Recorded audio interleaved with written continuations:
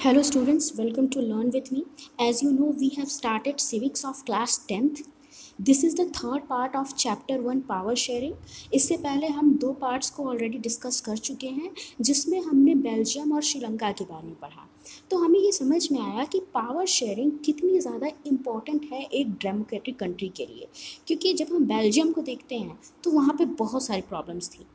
Different communities के लोग थे और वो अपने अधिकारों की पूर्ति चाहते थे। तो कैसे बेल्जियम ने पावर शेयरिंग को अपनाकर वहाँ पे होने वाली जो लड़ाई होने वाली थी उसके चांसेस को ख़त्म कर दिया।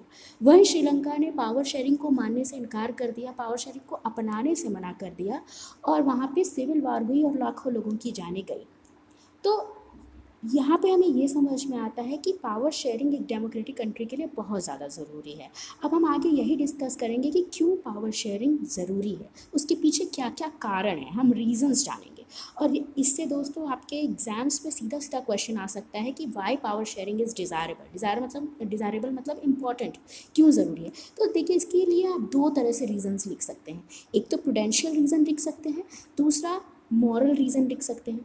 देखिए, प्रूडेंशियल क्या होता है? प्रूडेंशियल मतलब जब हम सोच समझ के कोई काम करते हैं, कोई काम करने से पहले हम उसमें फ़ायदा नुकसान सब सोच विचार लें तब हम वो काम करें, तो उसको प्रूडेंशियल कहा जाता है। मॉरल क्या होता है कि हम वहाँ पे फ़ायदा नुकसान नहीं देखते, हम ये देखते हैं कि क्या सही है। अगर वो सही करने में किसी का फ़ायदा भी होता है नुकसान भी होता है तभी भी चलता है हमको, क्योंकि हम जो चीज़ मॉरलिटी में सही है, जो चीज़ नैतिकता में सही है, हम उसको करते हैं। लेकिन प्रूडेंशियल में हम क्या करते हैं कि हम सोच समझ के कोई बात करते हैं कि हमारा क्या फ़ायदा हो रहा है, क्या इससे किसका फ़ायदा होगा, किसका नुकसान होगा, सारे चीज़ को एक बाकायदे कैलकुलेट करके तब हम काम करते हैं।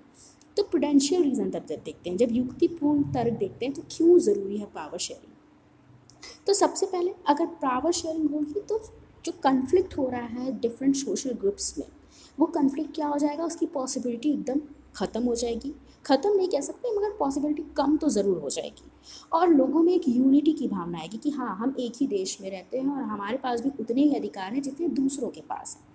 और जो टायरनी ऑफ मेजॉरिटी है कि वो लोगों को क्या, टायरनी मतलब होता है तानाशाही, तो मेजॉरिटी की तानाशाही वो क्या हो जाएगी, वो भी ख़त्म हो जाएगी। वो माइनॉरिटीज़ वालों को, अल्पसंख्यकों को दबा के नहीं रखेंगे। इससे देखिए, जो टायरनी होती है किसकी, मेजॉरिटीज़ की, मतलब तानाशाही जो बहुसंख्यकों की होती है वो माइनॉरिटीज़ के लिए तो नुकसानदेह है ही, साथ में वो खुद मेजॉरिटी के लिए भी नुकसानदेह है। जो तानाशाह है वो अपना भी नुकसान करता ही है। तो इसी तरह प्रूडेंशियल रीज़न हमें समझ में आ गया कि हम सोच समझ के बात कर रहे हैं कि क्यों जो है पावर शेयरिंग ज़रूरी है। अब मॉरल रीजंस देखते हैं।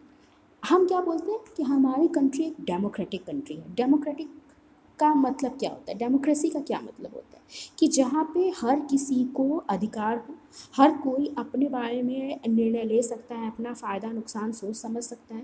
तो जब हम डेमोक्रेसी की बात करते हैं तो पावर शेयरिंग को डेमोक्रेसी की आत्मा माना गया है, डेमोक्रेसी की स्पिरिट माना गया है। तो वहाँ इस तरह मॉरलिटी की तरह देखें तो अगर हम कह रहे हैं कि हमारा देश एक डेमोक्रेटिक कंट्री है तो हमें वहाँ पे पावर शेयरिंग लानी ही चाहिए।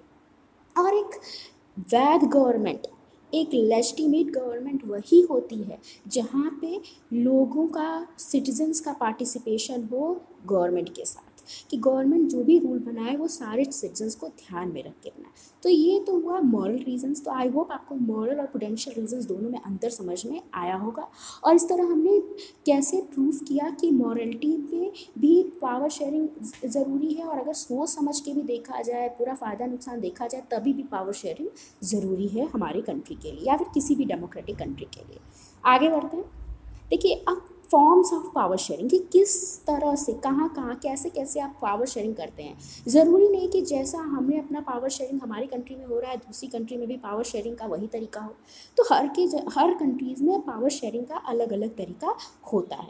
तो देखिए, इसको 4 तरीके से बताया गया है। पहले तो हम पावर शेयरिंग ऐसे भी कर सकते हैं कि among different organs of government, कि गवर्नमेंट के डिफरेंट ऑर्गन्स में हम पावर शेयरिंग कर दें। इसको हॉरिजेंटल डिस्ट्रीब्यूशन ऑफ पावर भी कहा जाता है। जैसे कि आप जानते हैं कि हमारे पास लेजिस्लेचर है, एक्सिक्यूटिव है, जुडिशरी है।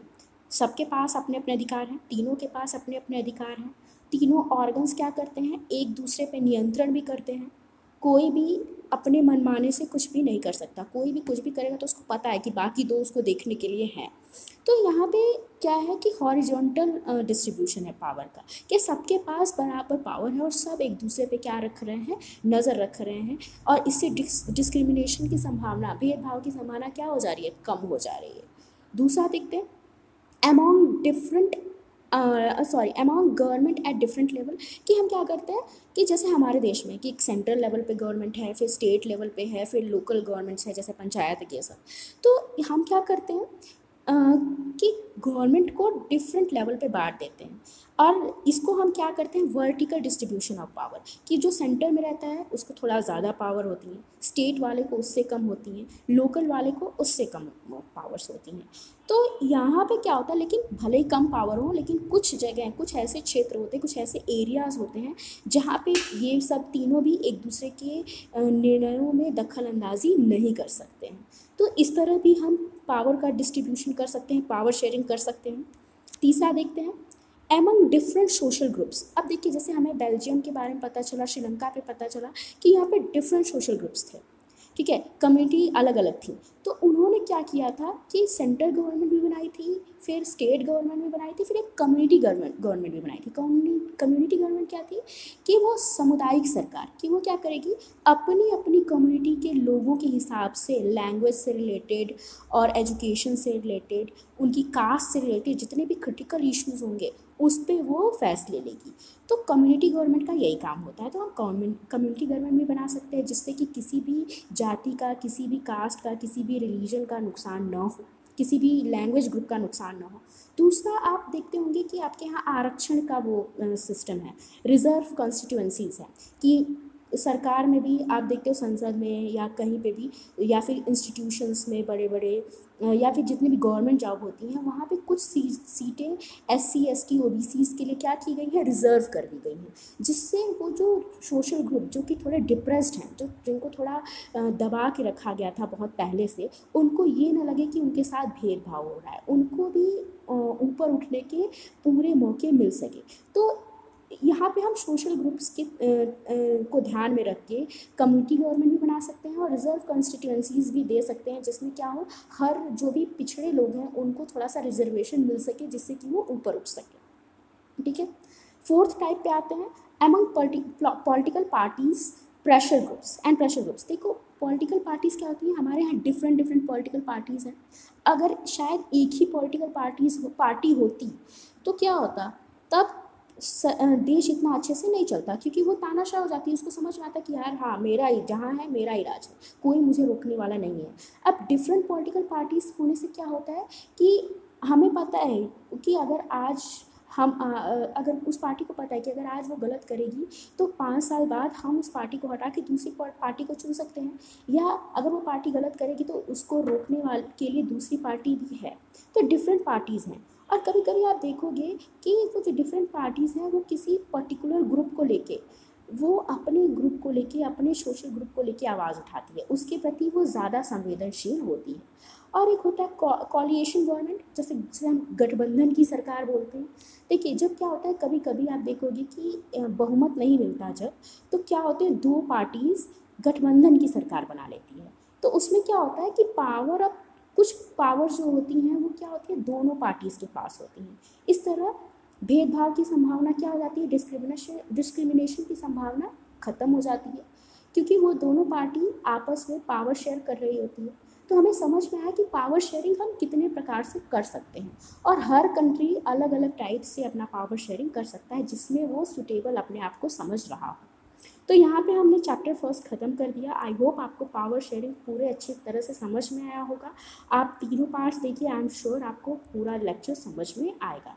Thank you for watching. अगर वीडियो अच्छा लगा हो तो ज़रूर लाइक करें और अपने फ्रेंड्स के साथ शेयर करें।